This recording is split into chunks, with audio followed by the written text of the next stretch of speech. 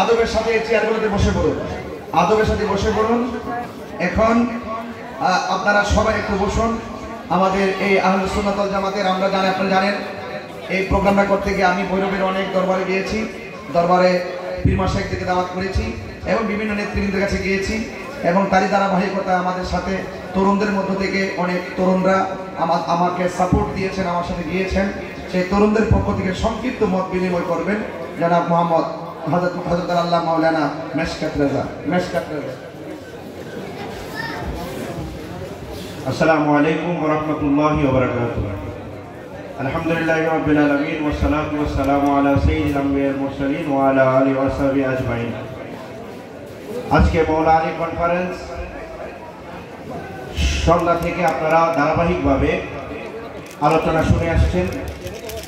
আমি কনফারেন্সের যিনি আহ্বায়ক, সারা বাংলার আলোড়ন সৃষ্টিকারী তথা বহির্বিশ্বেসহ যার আলোচনায় আহলে সুন্নাত ওয়াল জামাতের প্রচার হয়ে থাকে, পীর মুফতি আল্লামা গিয়াসউদ্দিন আত-তাহেরি সাহেব সহ ভৈরবের তাহেরিয়া যুব সংগঠন এবং আজকে যারা মঞ্চে উপস্থিত আছেন, আমরা ভৈরবে যুবক যারা রয়েছি তারা একটা সংগঠন সংগঠিত হয়েছি সুন্নি ঐক্য পরিষদ নামে। এরই ধারাবাহিকতা আজকে একটা সফলতম অনুষ্ঠান আমরা দেখতে পেরেছি। ভৈরবের পীর মাশায়েখগণ আজকে এশারের পর থেকে রাত 10টা-11টা পর্যন্ত মঞ্চে উপস্থিত ছিলেন। আমরা বাংলাদেশের মধ্যে ভৈরবের মধ্যে একমাত্র দেখাতে পেরেছি, আমাদের সাবেক ভাইস চেয়ারম্যান আল মামুন ভাই আছেন। গত জশ্নে জুলুসে ভৈরবের একটা পীর মাশায়েখও বাইরে যায় নাই, প্রত্যেকে একটি ব্যানারের মধ্যে জশ্নে জুলুস করেছে। আপনারা সবাই ঠিক ছিলেন কিনা জুলুসে? আমরা এটা জানান দিতে চাই, আজকে তাহিরি সাহেব ডাক দেওয়ার পরে ভৈরবের আপামর সুন্নি জনতা যেমন এই প্রোগ্রামে উপস্থিত হয়েছে, আগামীকাল যদি আজকের মাহফিলের যিনি প্রধান আলোচক এমদাদুল হক হুজুরও ডাক দেয়, ভৈরবের প্রত্যেকটা সুন্নি জনতা সেই প্রোগ্রামে অংশগ্রহণ করবে। দলাদলির কোনো সুযোগ আমাদের মাঝে নাই। আমরা যুবকরা একটাই আহ্বান দিতে চাই, সুন্নি জনতা আমরা এখন এক কাতার। আপনারা দুই হাত তুলে বলেন আমরা এক কাতার কিনা? নারায়ে তাকবীর, নারায়ে রিসালাত, মাওলা আলী কনফারেন্স। আমি এটা বলেই শেষ করতে চাই, যুবকরা কোনো পদের আশায়, এই যে ওলিউল্লাহ সহ সালাউদ্দিন সহ যারা রয়েছে, কোনো পদের আশায় সংগঠন করে নাই। একটা কারণে করেছে, মাওলা আলী আল্লাহ রসুল যখন বলেছেন, উনি বেলায়েতের সম্রাট হওয়া সত্ত্বেও যুদ্ধের ময়দানে অংশগ্রহণ করেছেন না? নাকি উনি বাদশাহী দিয়ে বসেছিলেন? যুদ্ধের ময়দানে অংশগ্রহণ করেছেন। আমরা এলান দিতে চাই, আপনি পীর সাহেব খানকায় থাকতে পারেন, কিন্তু রাজপথের সুন্নিয়তে সবাইকে ময়দানে আসতে হবে, রাজপথের মধ্যে বসে সুন্নিয়ত কায়েম করতে হবে। এই কথা বলে সুন্নি ঐক্য পরিষদের পক্ষ থেকে ভৈরবের প্রত্যেকটা সুন্নি পীর মাশায়েখের প্রতি সম্মান থেকে আজকের বক্তব্য শেষ করলাম। আসসালামু আলাইকুম ওয়া রাহমাতুল্লাহি ওয়া বারাকাতুহু।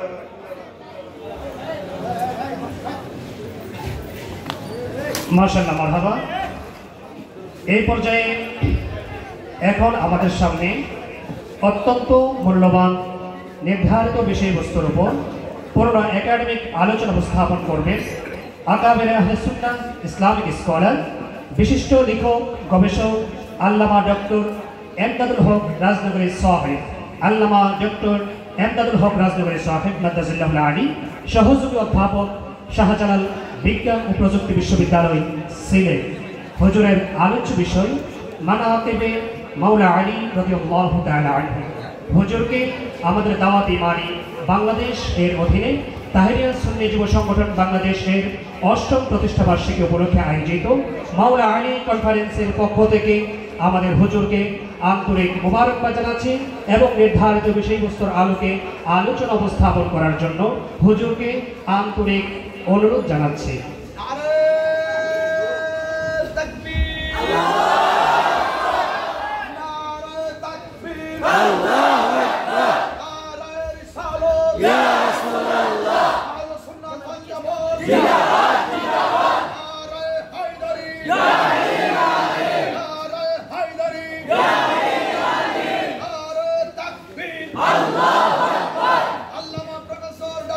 শামসাতুল হক রাজনগরী সাহেব ইমানি বাংলাদেশের পক্ষ থেকে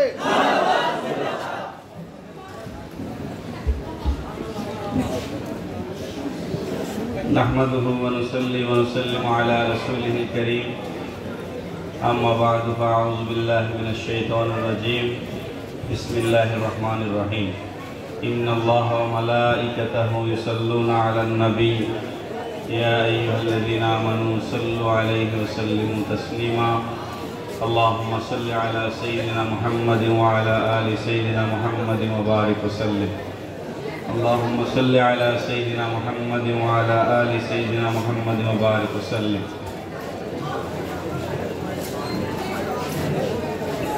আজকের এই মওলা আলী রাদিয়াল্লাহু তাআলা আনহু কনফারেন্সের সম্মানিত আহ্বায়ক, সারা বাংলাদেশের অত্যন্ত জনপ্রিয় ইসলামী বক্তা, বিশিষ্ট ইসলামী চিন্তাবিদ হযরতুল আল্লামা মুফতি গিয়াসউদ্দিন আত-তাহেরী, আজকের মাহফিলের সম্মানিত সভাপতি, সম্মানিত অতিথিবৃন্দ, আমার সামনে বসা স্কুল, কলেজ, মাদ্রাসা, ইউনিভার্সিটির প্রিয় ছাত্র ভাইরা, বিভিন্ন মসজিদের ইমাম, মুয়াজ্জিনবৃন্দ, পীর মাশায়েখগণ, সর্বস্তরের আশিকে রাসূল ভাইরা এবং মা ও বোনেরা, আসসালামু আলাইকুম ওয়া রাহমাতুল্লাহি ওয়া বারাকাতুহু। আমি শারীরিকভাবে অত্যন্ত অসুস্থ, আমি খুব লম্বা কথা বলতে পারবো না। আল্লাহ শুকর আদায় করছি যে আজকে এখানে উপস্থিত হতে পারলাম। সকলে পড়ি আলহামদুলিল্লাহ। আমার আগে আমার অত্যন্ত স্নেহের সারা বাংলার আলোড়ন সৃষ্টিকারী বক্তা মৌলানা মুফতি নিসার আহমদ সাহেব চমৎকার আলোচনা করেছেন দারাজ কণ্ঠে। আর আমরা ইসলামী সঙ্গীত, মানকাবাতে মওলা আলী এগুলো শুনছিলাম। এর ভেতরে আমাকে একজন বেরসিক মানুষ হিসেবে দাঁড় করিয়ে দেওয়া হয়েছে। আপনাদের কেমন লাগবে আমি জানি না। আমার অত্যন্ত প্রিয় বন্ধু তাহেরী সাহেব, উনি কাদরিয়া তুইবিয়া কামিল মাদ্রাসার ছাত্র ছিলেন, আর আমি জামিয়া আহমদিয়া সুন্নি আলিয়ার ছাত্র ছিলাম। আমাদের শিক্ষা প্রতিষ্ঠান একই। উনি ঢাকায় পড়েছেন, আমি চট্টগ্রামে পড়েছি, এবং আমাদের ব্যাচ একই, আমরা ব্যাচমেট। যদিও দেখলে ওনার থেকে আমার চুলদারি সব সাদা হয়ে গিয়েছে, দেখলে বোঝা যায় না, কিন্তু আমাদের এই ব্যাচের বিখ্যাত অনেক বক্তা বাংলাদেশে আছে। 2001 সালে যারা বাংলাদেশে আলিম পরীক্ষা দিয়েছেন, 2001-এর আলিম ব্যাচ এবং কলেজের ইন্টার ব্যাচ, এই ব্যাচ বর্তমানে বাংলাদেশকে লিড দিচ্ছে। আমি যদি হিসাব দেই, বহু হিসাব দিতে পারবো। তো আমি আমার বন্ধুকে কৃতজ্ঞতা জানাচ্ছি আমাকে এখানে সম্মান দেওয়ার জন্য। আর তাহেরী একজন সাধারণ শুধুমাত্র একজন বক্তা নন, তাহেরী ইজ এ ব্র্যান্ড।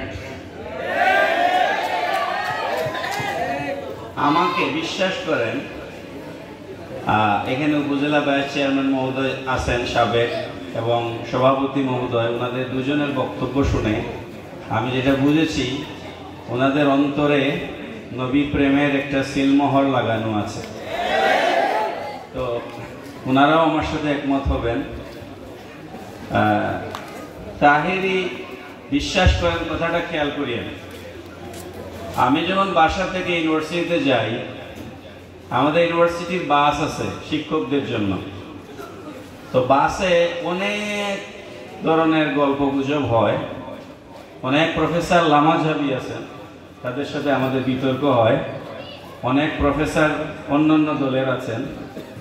তো আমি যখন তাদের উল্টা কথা বলি, উল্টা কথা আমি যখন লামাঝাবিদের বিরুদ্ধে কথা বলি, আহলে হাদিস সালাফিদের বিরুদ্ধে কথা বলি, তখন আমাকে বলে তুমি কি তাহেরীর দল নাকি? বিশ্বাস করে আমাকে বলে তুমি কি তাহেরির দল নাকি? তা I feel proud of you Taheri সাহেব। আমরা আমাদের একজন মানুষকে চিনত সারা বাংলাদেশ।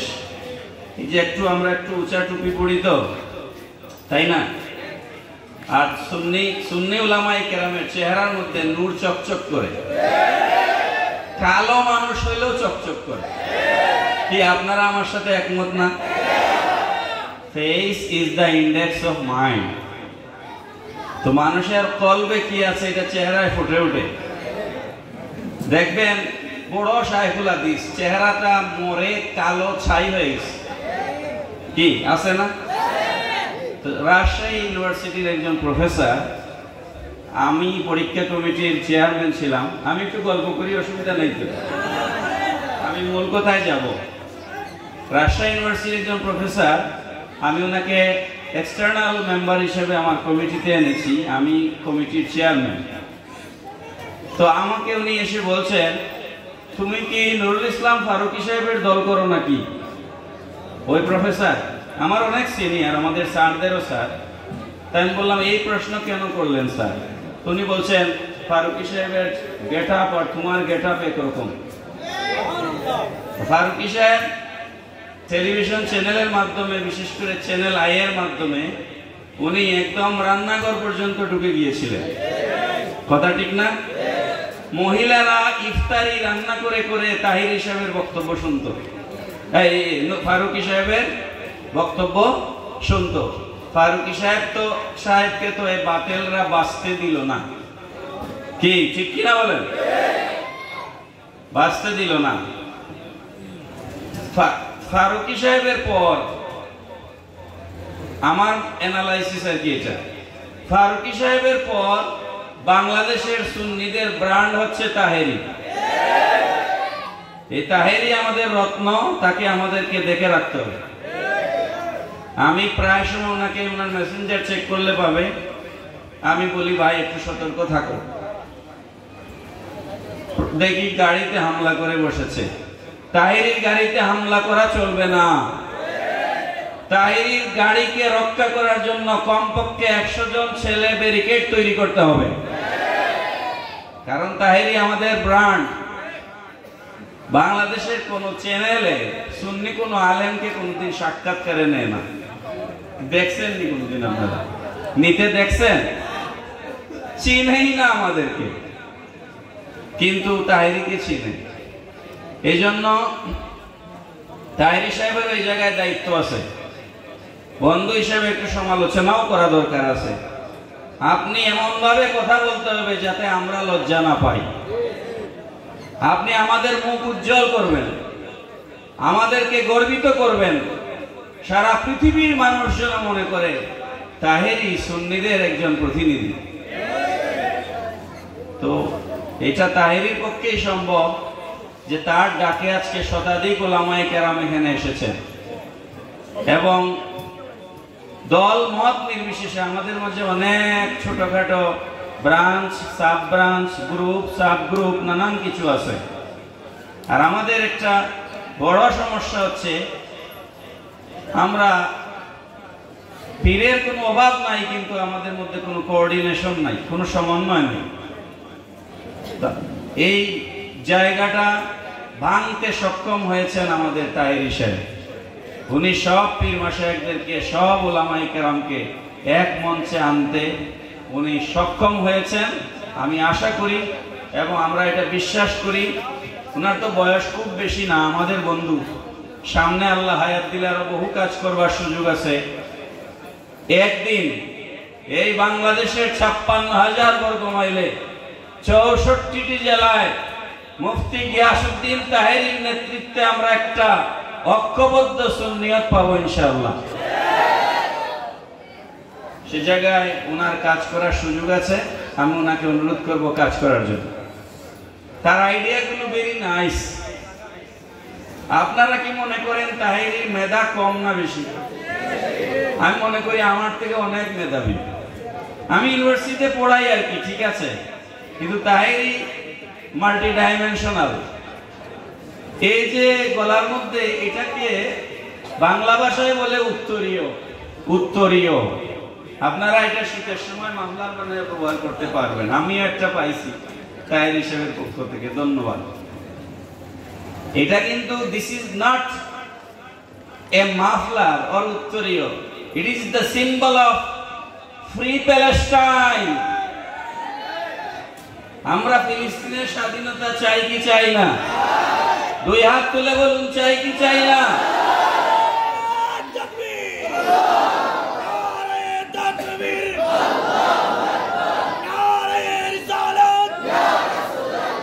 বিশ্বের মুসলিম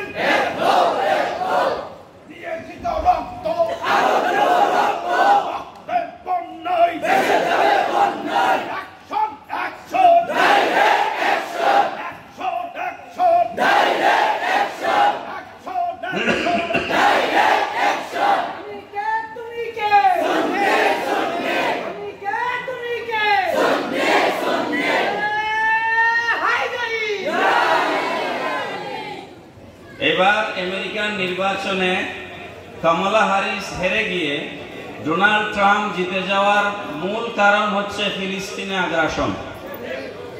বিশ্বের মুসলমানরা এটা জানে ট্রাম্প মুসলমানের পক্ষের কেউ না, তারপরও বাইডেন প্রশাসনকে হারিয়ে দেওয়ার জন্য আমেরিকার মুসলমানেরা ডোনাল্ড ট্রাম্পকে ভোট দিয়েছে। এটা হচ্ছে ফিলিস্তিনের পক্ষে, ইসরায়েলি আগ্রাসনের বিপক্ষে মুসলমানদের স্ট্যান্ড। কি ঠিক না? এই তাহের সাহেব যখন গলায় এই ফিলিস্তিনের সিম্বল নিয়ে মাহফিলে বসেন আর ওনার লাইভটা যখন লক্ষ লক্ষ মানুষ দেখে, তখন এটার দ্বারা মেসেজ যায় তাহেরি দল সুন্নিরা সবাই ফিলিস্তিনের মুসলমানদের পক্ষে। আল্লাহ কবুল করুন সবাই করে আমিন। প্রথমে তার কথা বলে নিচ্ছি, তারপরে মূল কথায় আসতেছি। বিরক্ত হচ্ছেন না তো? গত বছর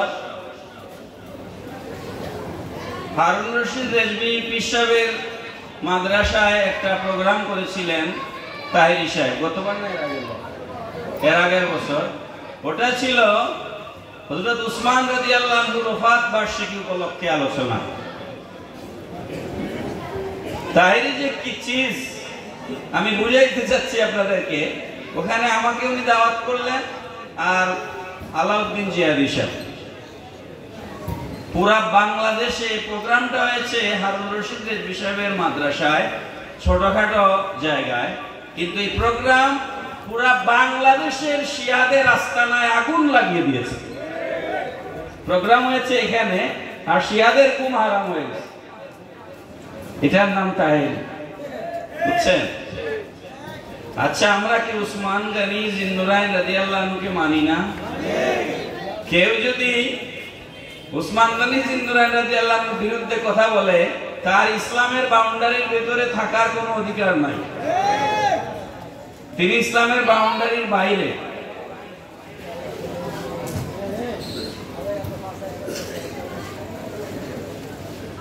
এবার আমি মূল কথায় চলে যাচ্ছি।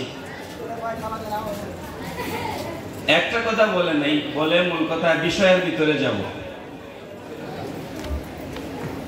আমরা তো বিশ্ববিদ্যালয় মানে কি শিক্ষার সর্বোচ্চ জায়গা, তো ওই জায়গায় ভালো মন্দ সমালোচনা সবকিছুই ওখানে হয়। আমাকে একদিন এক ইউনিভার্সিটি প্রফেসর বলছেন, তাহেরি তো গান গায়, তো তোমরা তাহেরিকে সাপোর্ট করো কেন? আমি বললাম, তার গানের আমি সাপোর্ট করি না। তাহেরি কি আমার রসুলকে সিক্স প্যাক বলেছে কোনোদিন? তাহেরি কি আম্মা জান খাদিজাকে নিয়ে কুরুচিপূর্ণ বক্তব্য দিয়েছে কোনোদিন? তোমাদের হুজুররা আম্মা জান খাদিজাকে বলে তিনি ভার্জিন ছিলেন না, ইনটেক ছিলেন না। তোমাদের হুজুররা রসুলকে সিক্স প্যাক বলে। তোমাদের শায়েখরা মুহাম্মদ নামে কোনো বরকত নাই, এ জাতীয় বক্তব্য দেয়। সুতরাং তোমাদের ওই শায়েখরা মানুষকে বেঈমান বানায়। কারো গানের দ্বারা, আমি কথার কথা বলছি, কারো গানের দ্বারা হয়তো মানুষ গুনাহগার হতে পারে, কিন্তু রাসূলের বিরুদ্ধে উম্মাহাতুল মুমিনিনগণের বিরুদ্ধে বক্তব্য দিয়ে তো তুমি কাফের হয়ে যাচ্ছ, তোমার ঈমান চলে যাচ্ছে। সুতরাং তুমি কুফরিকে সাপোর্ট করতেছো। এই জায়গাগুলো আপনাদেরকে আইডেন্টিফাই করতে হবে। যদি বুঝতে না পারেন তাহলে ঈমান নিয়ে কবরে যেতে পারবেন না। এবার আসি, কয়েকদিন আগে ঢাকায় আলা হযরত কনফারেন্স হয়েছে। আমাকে মুফতি আবুল কাশেম ফজলুল হক সাহেব ফোন করে দাওয়াত দিয়েছিলেন, কিন্তু আমি যেতে পারিনি। প্রোগ্রামটা ছিল 2 নভেম্বর শনিবার, পরের দিন 3 নভেম্বর রবিবার আমার সিলেট কেন্দ্রীয় কারাগারে আমার একটা পরীক্ষার ডিউটি ছিল। আমাদের এক ছাত্র জেলে আছে, তো ইউনিভার্সিটিতে আইন আছে, ছাত্র জেলে থাকলে পরীক্ষা দিতে চাইলে জেলে গিয়ে পরীক্ষা নিতে হবে। তো ওই জন্য আমার ব্যস্ততা ছিল, আমি ঢাকায় যেতে পারিনি। আমি কিন্তু সুন্নিয়তের সংস্কারের পক্ষে কথা বলছি। তাহিরির একটা পজিটিভ দিক বলি, তাইলে পরে আর মাইন্ড করতে পারবে না। তাহিরি সাহেবের একটা পজিটিভ দিক হচ্ছে তার মনটা আকাশের মতো উদার, গালি দিলেও বুকে জড়ায় না। এটা সবাই পারেন না, এবং এই গুণটা ছোট গুণ না। তো আমি এখানে মঞ্চে বসে ওনাকে বলেছি, কনফারেন্স শব্দটা এটা এখন আমি ব্যাখ্যা দেওয়ার আমার সুযোগ নাই। কনফারেন্স বললে অন্য মিনিং আসে। আমি তো শিক্ষক এবং ইউনিভার্সিটির শিক্ষক। আমি তাহিরি সাহেবকে অনুরোধ করব, কনফারেন্স না বলে আপনি আগামী বছর যদি সম্ভব হয়, this is not the final decision, only I am giving you a suggestion that এটাকে কনফারেন্স না বলে আপনি বলেন জিক্রে মওলা আলী বা উরসে মওলা আলী, এভাবে বলেন। তাইলে আমরা যা মন চায় বলতে পারি। আর কনফারেন্স হলে কিন্তু পেপার প্রেজেন্টেশন থাকতে হয়। কনফারেন্স মিন এখানে পেপার প্রেজেন্টেশন থাকতে হয়। এই জন্য কনফারেন্স না বলে জিক্রে মওলা আলী, উরসে মওলা আলী বা অন্য কিছু সুন্দর করে একটা নাম, আমার সাজেশন থাকলো এটা। এখন আসেন, হু ইজ মওলা আলী? কে তিনি? মওলা আলী ওই ব্যক্তি যিনি রসুলের গড়ে লালিত পালিত হয়েছে। আলী রাদিয়াল্লাহু আনহুর বাবার নাম কি বলেন তো? খাজা আবু তালিব। খাজা আবু তালিব একটু অধিক সন্তান ছিলেন, অর্থনৈতিকভাবে টানাপোড়েনের মধ্যে ছিলেন। তখন নবী পাক সাল্লাল্লাহু আলাইহি সাল্লাম স্বপ্রণোদিত হয়ে নবীজির আরেকজন চাচা হযরত আব্বাস রাদিয়াল্লাহু আনহু, ওনার সাথে নবী পরামর্শ করলেন যে আবু তালিব আমার চাচা, আপনার ভাই, তিনি তো একটু অভাব অনটনের মধ্যে আছেন, তো আমরা কি তাকে একটু সহযোগিতা করতে পারি না? কোরআনে দান সৎকার ক্ষেত্রে সবার আগে নিজের আত্মীয় স্বজনের কথা বলা হয়েছে। তো আব্দুল মুত্তালিব আব্বাস রাদিয়াল্লাহু আনহু বললেন, কিভাবে হেল্প করা যায়, তোমার পরামর্শ কি? তখন নবীজি বললেন, এক কাজ করেন, আপনি উনার একটা ছেলেকে নেন আর আমি উনার একটা ছেলেকে নেই, তাদের ভরণ পোষণের দায়িত্ব। তখন আব্বাস রাদিয়াল্লাহু আনহুর বাগে পড়লো জাফর, আর নবীজির বাগে আনলেন হযরত আলীকে। পড়েন সুবহানাল্লাহ। 2 বছর বয়স থেকে আলী রাদিয়াল্লাহু আনহু নবীর ঘরে লালিত পালিত হয়েছে। সুবহানাল্লাহ পড়েন। আমি লম্বা করব না, শর্টকাট কথা বলবো। আলী রাদিয়াল্লাহু তাআলা আনহুর ব্যাপারে হাদিস শরীফের মধ্যে এসেছে, নবী পাক সাল্লাল্লাহু আলাইহি সাল্লাম বলছেন, মান কুনতু মাওলাহু ফা আলিয়ুন মাওলাহু। হে পৃথিবীর মানুষেরা, তোমরা যারা আমাকে অভিভাবক মানো, আলীকে অভিভাবক মানতে হবে। আরেক হাদিসে নবীজি বলছেন, আমা তারদা আন তাকুনা মিন্নি বিমানজিলাতি হারুনা মিন মূসা। হে আলী, তুমি কি এই কথা শুনে সন্তুষ্ট নও যে মুসা আলাইহিস সালামের কাছে হারুন আলাইহিস সালামের যে পজিশন ছিল, আমার কাছে তোমার সেই সমান পজিশন। পড়েন সুবহানাল্লাহ।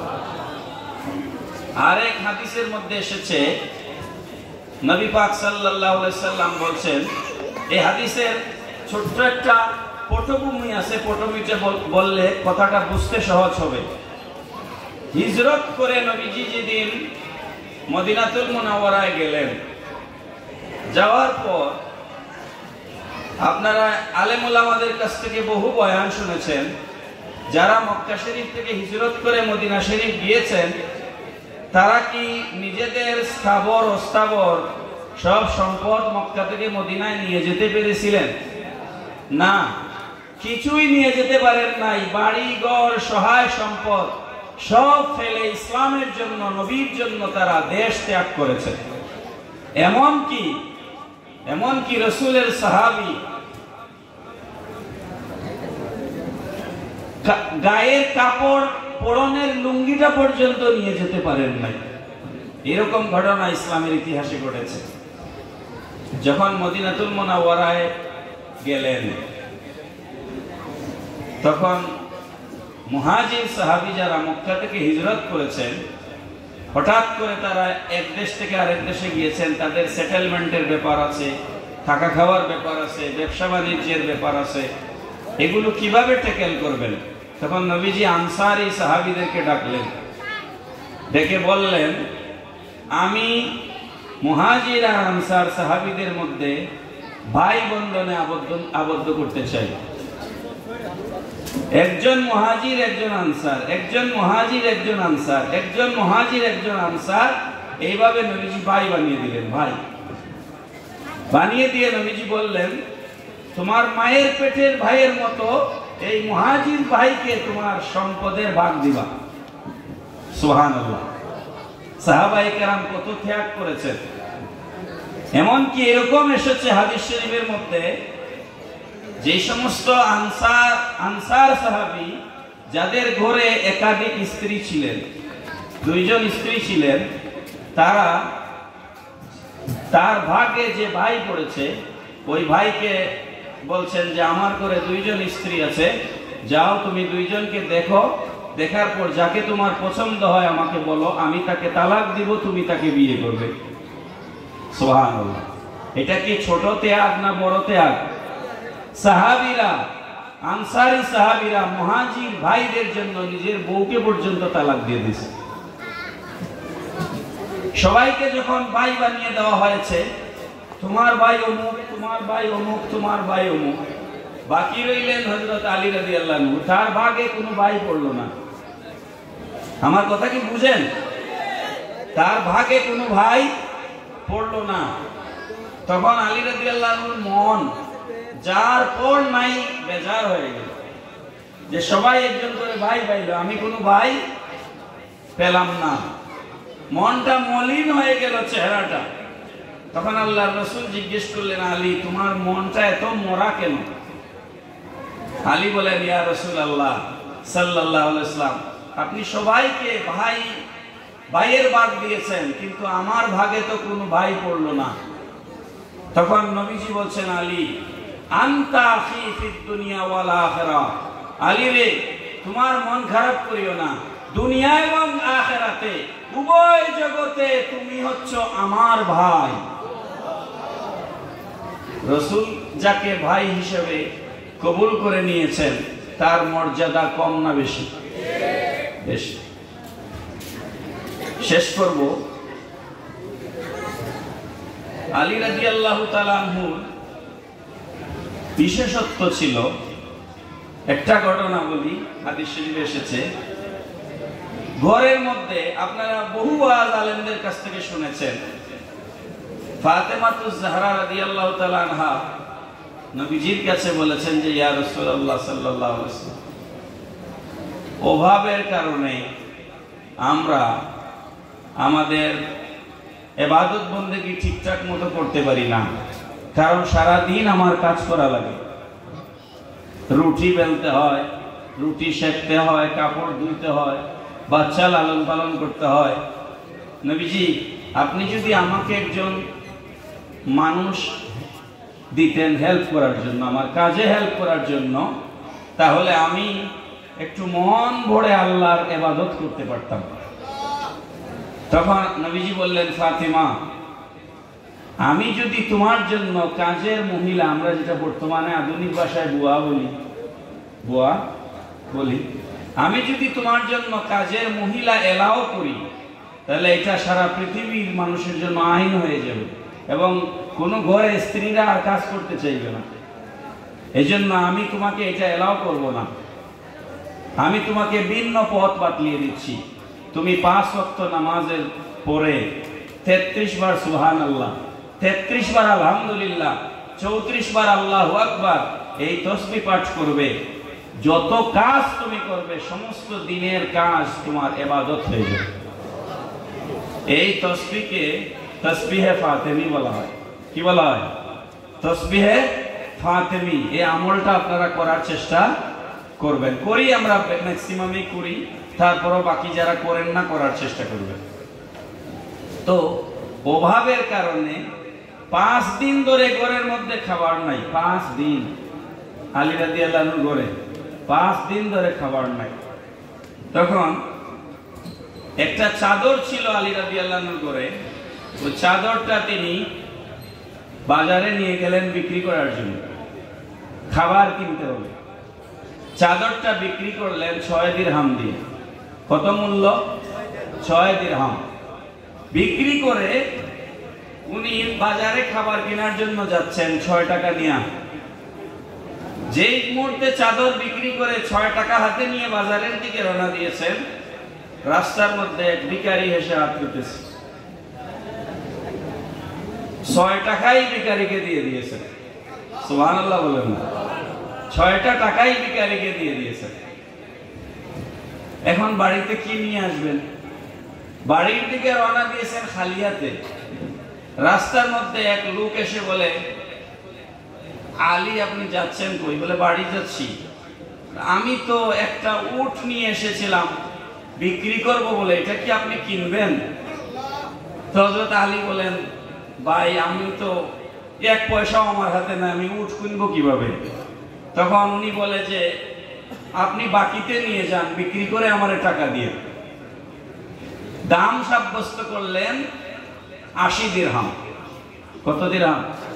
80 দিরহাম দিয়ে উট কিনলেন আলী রাদিয়াল্লাহু আনহু বাকিতে। এটা নিয়ে আবার তিনি বাজারের দিকে রওনা দিলেন। বাজারে যখন উট নিয়ে গেলেন, এক লোক এসে এই উট কিনে নিয়ে গেল 120 দিরহাম দিয়ে। এখন 120 দিরহাম থেকে 80 দিরহাম দিয়ে দেওয়ার পর লাভ থাকলো কত? 40 দিরহাম লাভ। 6 টাকা দান করে পাইছেন কত? 40 টাকা। এবার তিনি আগে যা প্ল্যান ছিল বাজার করবার, এখন তো প্ল্যান আরো বড় হয়ে গেছে। বাজার সদাই করে বাড়িতে এসেছেন, এসে আল্লাহর রাসূলের কাছে এই ঘটনা বলার জন্য গেছেন যে আমার সাথে আজকে এরকম একটা ঘটনা ঘটছে। তখন নবীজি মুস্কি হাসি দিয়েছেন, দিয়ে বলছেন, আলী রে, তোমার ঘরে 5 দিন ধরে চুলায় আগুন জ্বলে না, এরকম একটা অবস্থাতেও, এটাকে আরবিতে বলা হয় জুহুদ। কি বলা হয়? জুহুদ। এরকম একটা অবস্থাতেও এখানে কয়জন আছেন ঘরে খাবার নাই, ফকির টাকা চাইলে দিয়ে দিবেন? দিবেননি? দিবেননি? 5 দিন ধরে ঘরে খাবার নাই, 6 টাকা দান করে দিয়ে দিয়েছেন। নবীজি মুস্কি হাসলেন, এসে বললেন, আলী রে, তোমার কাছে যে উট বিক্রি করেছেন ইনি ছিলেন একজন ফেরেশতা, যিনি উট কিনে নিয়েছেন তিনিও ছিলেন একজন ফেরেশতা। তো আল্লাহ পাক আলী রাদিয়াল্লাহু আনহুকে এইভাবে পছন্দ করতেন। আমি একটা ইশারা করলাম কেবল আপনাদের সামনে। এখন শেষ করি। এখানে মঞ্চে এক ওয়াজের মানুষ এখানে আছেন এবং আলেম ওলামা এবং নেতৃবৃন্দ ভৈরবের। প্রত্যেক মানুষের এক একটা আলাদা গুণ আছে, আছে না? যেমন মুফতি নেসার সাহেব আমার অত্যন্ত স্নেহের ছোট ভাই, আমার দেখা সুন্নি অঙ্গনের একজন বিখ্যাত মুফাসসির, আমি তার জন্য দোয়া করি। তো তার যে গুণ, এই গুণ আমার মধ্যে নাই, আর আমার যে গুণ সেটা তার মধ্যে নাই। আমি বোঝানোর জন্য বলছি। যেমন তিনি যখন কোরআন শরীফের আয়াতটা তেলাওয়াতের জন্য টান দিলেন, তারপর এটার অনুবাদের জন্য একটা টান দিলেন, এটা এসে হৃদয়ে একটা ধাক্কা মারে, ঠিক না? কিন্তু সেই গুণ আমার মধ্যে নাই। আবার অন্য গুণ আমার মধ্যে আছে, যেই কারণে আপনারা বসে আমার কথা শুনছেন, ঠিক না?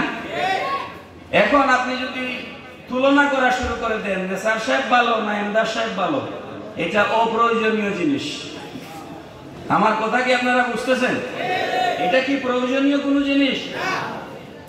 আমার গাজী মিল্লাত শেরে গাজী আকবর আলী রিজভী, তিনি আমার মাথার তাজ।